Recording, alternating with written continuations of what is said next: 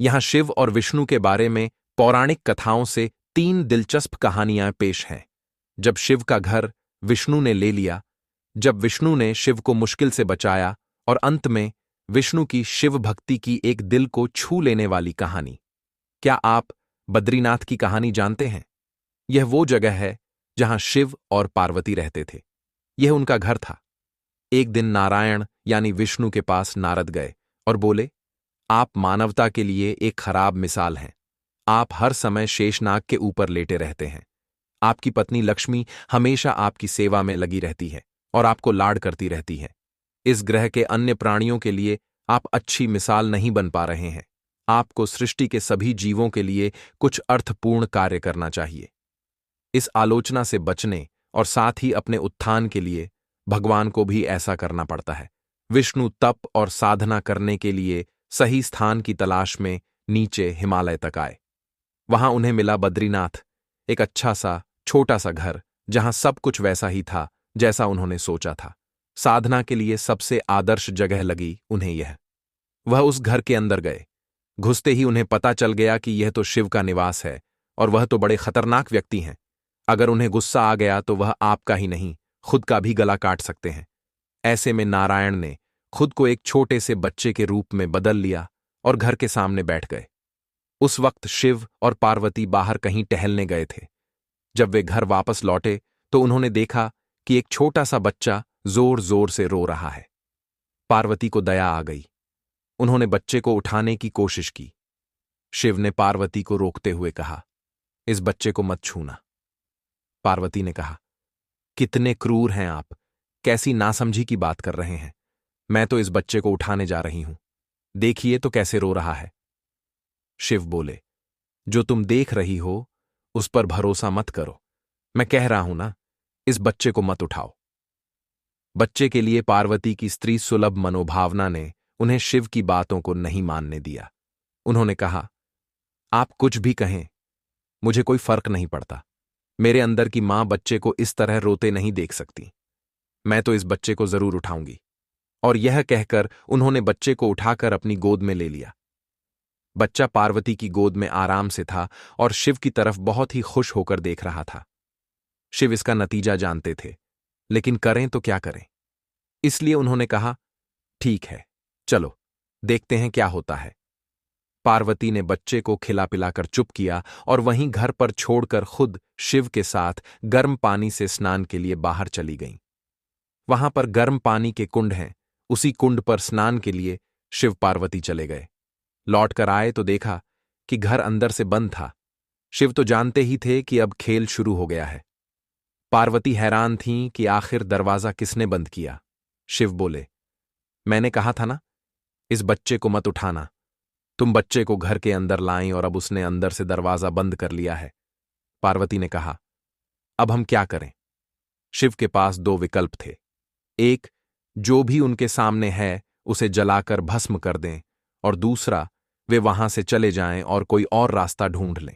उन्होंने कहा, चलो कहीं और चलते हैं, क्योंकि यह तो तुम्हारा प्यारा बच्चा है, इसलिए मैं इसे छू भी नहीं सकता। मैं अब कुछ नहीं कर सकता। चलो कहीं और चलते हैं। इस तरह शिव और पार्वती को अवैध तरीके से वहां से निष्कासित कर दिया गया। वे दूसरी जगह तलाश करने के लिए पैदल ही निकल पड़े।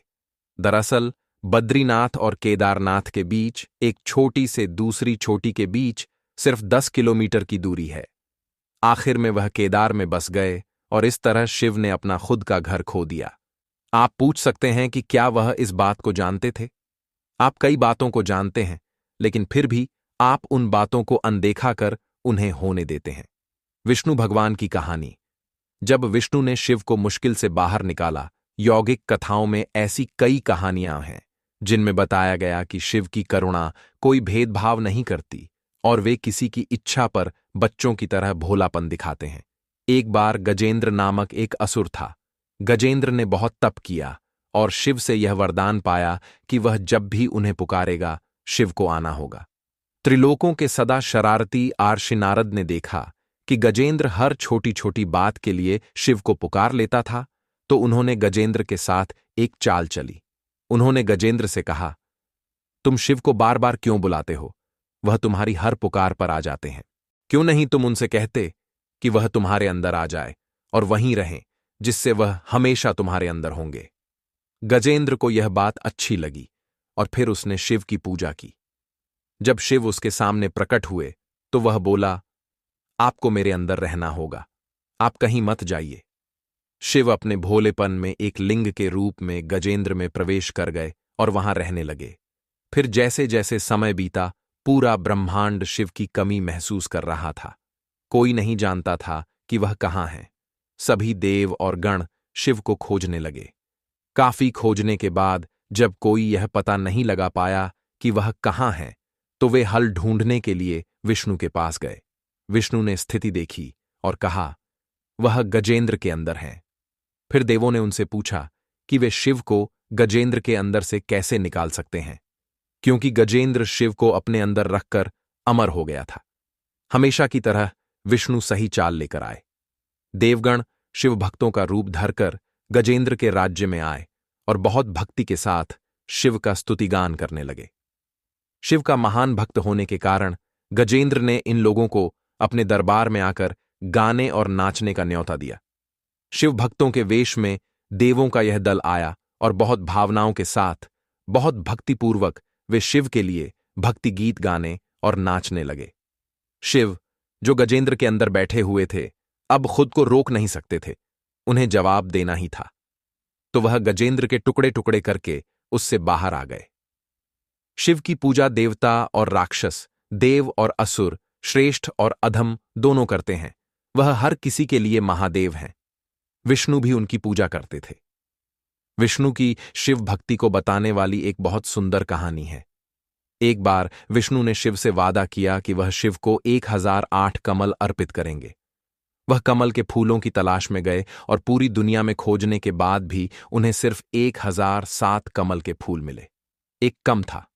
उन्होंने आकर सब कुछ शिव के सामने रख दिया।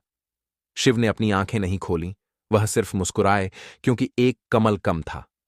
फिर विष्णु ने कहा, मुझे कमल नयन कहा जाता है, जिसका अर्थ है कमल के फूलों की तरह आंखों वाला भगवान। मेरी आंखें किसी कमल की तरह सुंदर हैं, तो मैं अपनी एक आंख अर्पित करता हूं। और उन्होंने तुरंत अपनी दाहिनी आंख निकालकर लिंग पर रख दी। इस तरह की भेंट से प्रसन्न होकर शिव ने विष्णु को प्रसिद्ध सुदर्शन चक्र दिया। धन्यवाद।